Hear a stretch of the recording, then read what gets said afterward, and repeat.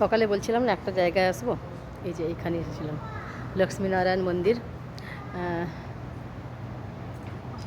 আমি এটার কোনো রকমে লোকেশনটা জোগাড় করেছি, ঠিক আছে, কারোর কাছ থেকে, যে জানতে পেরেছি যে এখানে একটা মন্দির আছে, লক্ষ্মীনারায়ণ মন্দির।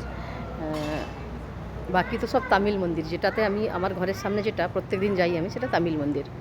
তো লোকেশন জোগাড় করে আমার বাড়ি থেকে এটা 15 মিনিটের রাস্তা। তো আমি মন্দির পৌঁছাতে 4 মিনিট বাকি ছিল, আমি পৌঁছে গেছি, মানে 4 মিনিট বাকি ছিল, আমি ঠিকঠাক রাস্তায় এসেছি। 4 মিনিট দেখলাম, গুগল ম্যাপ অন করে তো আসছি, তারপরে ভুলে মানে অন্য রাস্তায় চলে গেছি, দিয়ে একটু যখন যাই তখন দেখি 7 মিনিট। তারপরে আবার আমি ঘুরে আসলাম যেখান থেকে, মানে আমি তখন ভাবলাম যে যেখান থেকে শুরু করেছিলাম, মানে যেখানে 4 মিনিট পর্যন্ত এসেছিলাম সেখান পর্যন্ত যাই, ঘুরে ঘুরে আবার আসলাম 4 মিনিটের যেখানটায়, মানে 4 মিনিট হয়েছিল সেখানে আবার আসলাম। এসে সেখান থেকে রাইট নিলাম, রাইট নিয়ে একটা ট্রাফিক পুলিশ ম্যাডামকে জিজ্ঞাসা করলাম।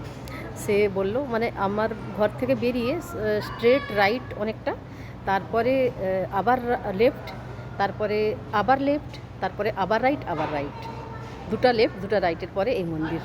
তো মানে আমার পৌঁছাতে অসুবিধা হয়নি, তার কারণ এক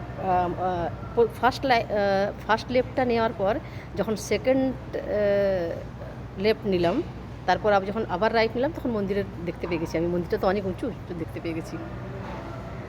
এখানে আমার নেটওয়ার্ক নেই, না হলে আমি লাইভ আসতাম।